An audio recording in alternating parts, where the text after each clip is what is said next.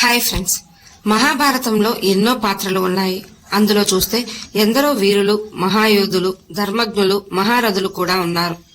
మహాభారతంలో అతిపెద్ద యుద్ధమైన కురుక్షేత్ర యుద్ధంలో కౌరవులు, పాండవులు వారి యొక్క వీరత్వం చూపారంటే అందుకు కారణం వారి యొక్క గురువైన ద్రోణాచార్యుడు. ద్రోణాచార్యుని వద్దే యుద్ధ విద్యలలో గొప్ప నైపుణ్యం పొంది వీరులుగా తయారయ్యారు. ద్రోణాచార్యుడు మహాభారతంలోనూ అలాగే కురుక్షేత్ర యుద్ధంలోనూ ఎంతో ముఖ్య పాత్ర పోషించాడు.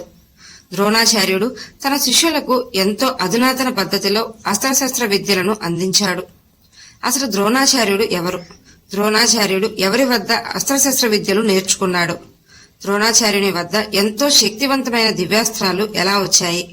అసలు ద్రోణాచార్యుడు అంతటి గొప్ప శక్తివంతుడు ఎలా అయ్యాడు? అంతటి శక్తి ఎవరి నుండి పొందాడు? ఇలాంటి సందేహాలన్నింటికీ సమాధానాలు ఈ వీడియోలో తెలుసుకుందాం. వీడియో చూస్తున్న వారిలో ఎవరైనా శ్రీకృష్ణుని భక్తులు ఉన్నట్లయితే తప్పకుండా జై శ్రీకృష్ణ అని కామెంట్ చేయండి. అంతకంటే ముందు ఎవరైనా మన ఛానల్ ని ఫస్ట్ టైం చూస్తుంటే ప్లీజ్ సబ్స్క్రైబ్ చేసుకోండి. అలాగే ఈ వీడియోని తప్పకుండా లైక్ చేయండి.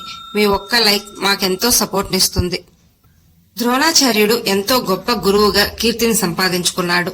మన పురాణాలలో చూసినట్లయితే శిష్యులు గురువు వద్దనే నివసిస్తూ వారి నుండి అనేక విషయాలు నేర్చుకునేవారు. ఎలాంటి స్వార్థం లేకుండా శిష్యులను ప్రయోజకులుగా తీర్చిదిద్దేవారు అప్పటి గురువులు. అందుకే గురువు అనే పదం ఎంతో పవిత్రమైనది. ఘృతాచి అనే అప్సరస ఎంతో అందంగా ఉండేది. ఆమె ఒకసారి నదిలో స్నానం చేస్తుండగా అటుగా వెళ్తున్న భరద్వాజ మహాముని ఆమెను చూసి ముగ్ధుడవుతాడు. ఆ సమయంలో భరద్వాజ ముని యొక్క ఇంద్రియం ఒక మట్టి కుండలో పడుతుంది. ఆ కుండలో నుండి ఒక బాలుడు జన్మిస్తాడు. ఆ బాలుడే ద్రోణాచార్యుడు. ద్రోణాచార్యుడు తన తండ్రి భరద్వాజ మహాముని వద్దే విద్యాభ్యాసం చేశాడు. భరద్వాజ మహాముని గురుకులంలోనే ద్రుపదుడు కూడా విద్యను అభ్యసించేవాడు. అక్కడే ద్రోణాచార్యుడికి ద్రుపదునికి స్నేహం ఏర్పడి ఎంతో స్నేహంగా ఉండేవారు. అలా కొంతకాలానికి ద్రుపదుడు గురుకులం వదిలి వెళ్లేటప్పుడు ద్రోణాచార్యునికి ఎప్పుడు ఏ అవసరం వచ్చినా సహాయం చేస్తానని మాటిస్తాడు. అలా ద్రుపదుడు గురుకులం నుండి వెళ్లిపోతాడు.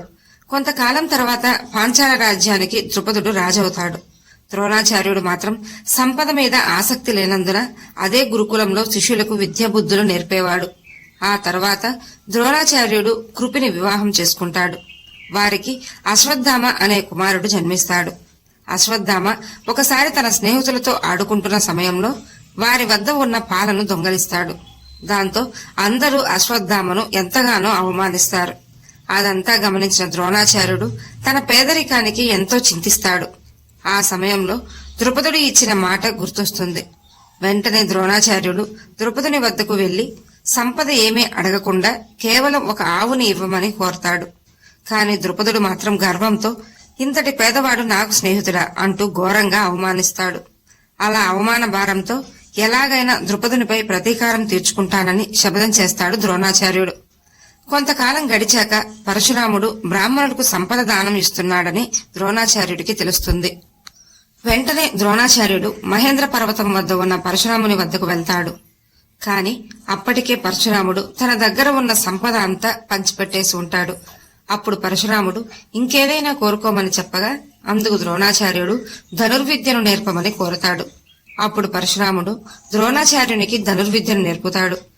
పరశురాముని వద్ద నుండి బ్రహ్మాస్త్రం, నారాయణాస్త్రం అలా ఇంకా ఎన్నో ఖగోళ ఆయుధాల యొక్క ఉపయోగాలను నేర్చుకున్నాడు.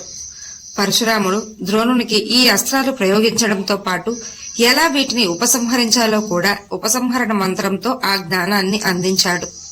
ద్రోణాచార్యుని వద్ద బ్రహ్మాస్త్రం, బ్రహ్మశిర, నారాయణాస్త్రం, ఆగ్నేయాస్త్రం, రుద్రాస్త్రం, వజ్రాస్త్రం లాంటి దివ్యాస్త్రాలు కలిగి ఉన్నాడు. అలాగే బ్రహ్మ వద్ద నుండి పొందిన శక్తివంతమైన ఖడ్గం కూడా ఉంది. ఇన్ని అస్త్రాలు, ఆయుధాలు పొందిన ద్రోణాచార్యుడు అత్యంత శక్తివంతుడయ్యాడు.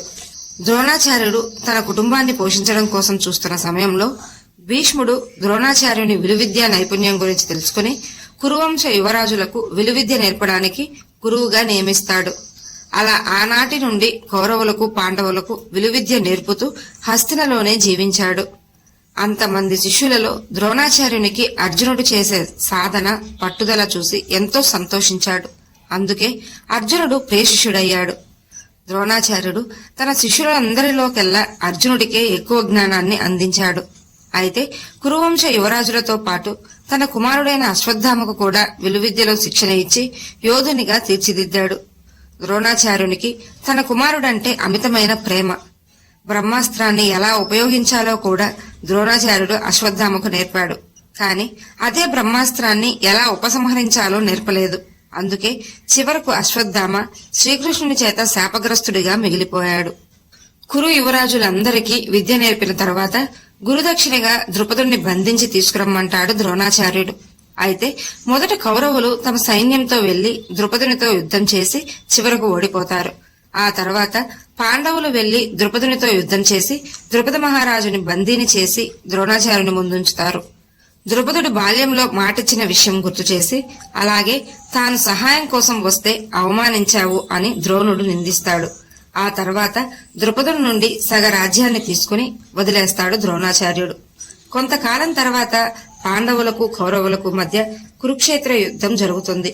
యుద్ధానికి అందరూ సిద్ధమవుతుండగా ద్రోణాచార్యుడు కౌరవుల పక్షాన పోరాడడానికి సిద్ధపడతాడు. ఎందుకంటే ద్రోణాచార్యునికి గౌరవం, సంపద ధృతరాష్ట్రుని వల్ల వచ్చిందన్న కృతజ్ఞతతో హస్తిన రాజు పట్ల తన కర్తవ్యాన్ని నెరవేర్చడం కోసం అధర్మమని తెలిసిన కౌరవుల పక్షాన నిలబడి పోరాడాడు. కురుక్షేత్ర యుద్ధం ప్రారంభమవుతుంది. కౌరవ పక్షాన నిలబడిన ద్రోణాచార్యుడు పాండవ సేనలను చెల్లాచెదరు చేసాగాడు. ధనుర్విద్యలో గొప్ప నైపుణ్యం కలిగిన ద్రోణాచార్యుడు పాండవ యోధులను కూడా వధించాడు. యుద్ధం ప్రారంభ రోజుల నుండి కౌరవ సైన్యానికి భీష్ముడు సైన్యాధిపతిగా వ్యవహరించాడు.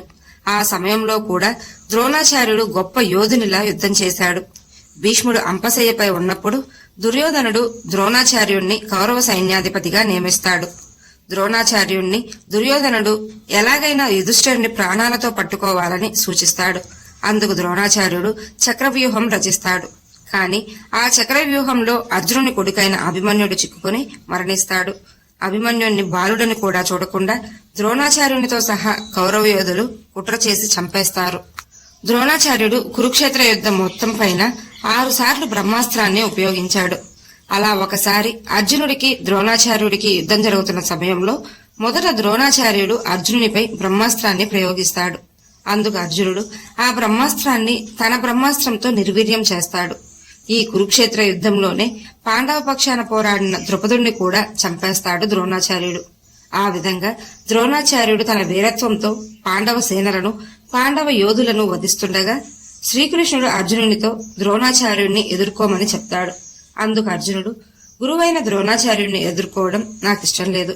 గురువుతో యుద్ధం అధర్మం, ఆ పని నేను చేయలేను అంటూ ద్రోణాచార్యునితో యుద్ధం చేసి వధించడానికి అర్జునుడు నిరాకరిస్తాడు. ఇక శ్రీకృష్ణుడు అర్జునుడు ద్రోణాచార్యుడిని వధించకపోతే పాండవులకు విజయం కష్టమవుతుందని భావించి వెంటనే భీముణ్ణి పిలిచి అశ్వత్థామ అనే ఏనుగును చంపి అశ్వత్థామను చంపేశానని ద్రోణాచార్యునికి వినపడేలా అరవమని చెప్తాడు. వెంటనే భీముడు ఆ ఏనుగును చంపేసి అశ్వత్థామను చంపేశాను అంటూ ద్రోణుని ముందు అరుస్తూ ఉంటాడు. కాని ద్రోణాచార్యుడు భీముని మాటలకు ఆందోళన చెందినప్పటికీ ఆ విషయాన్ని నమ్మలేకపోతాడు. ద్రోణాచార్యుడు ధర్మరాజుని అదే విషయం అడుగుతాడు. ఎందుకంటే ధర్మరాజు ధర్మజ్ఞుడు, అబద్ధమనేదే పలకడు. కాని ధర్మరాజు మొదట అసత్యమాడడానికి అంగీకరించకపోయినా శ్రీకృష్ణుడు చెప్పడంతో ధర్మరాజు అశ్వత్థామ మరణించాడు అని గట్టిగా అరిచి చివర్లో చిన్నగా ఏనుగు అంటాడు. దాంతో ద్రోణాచార్యుడు తన అస్త్రాలను వదిలి నేలపై కూర్చుండిపోతాడు. అదే సమయంలో ద్రుపదుని పగ కోసమే యాగం నుండి జన్మించిన దృష్టద్యుమ్నుడు వచ్చి ద్రోణుని తల నరికేస్తాడు. ద్రోణాచార్యుడు కురుక్షేత్ర యుద్ధంలో ద్రుపద మహారాజు కుమారుడైన దృష్టద్యుమ్నుని చేతిలో మరణించాడు. ఈ వీడియో మీకు నచ్చినట్లయితే లైక్ చేయండి, షేర్ చేయండి, అలాగే సబ్స్క్రైబ్ చేసుకుని పక్కనే ఉన్న బెల్ ఐకాన్ ని ఆన్ లో ఉంచుకోండి. Thanks for watching.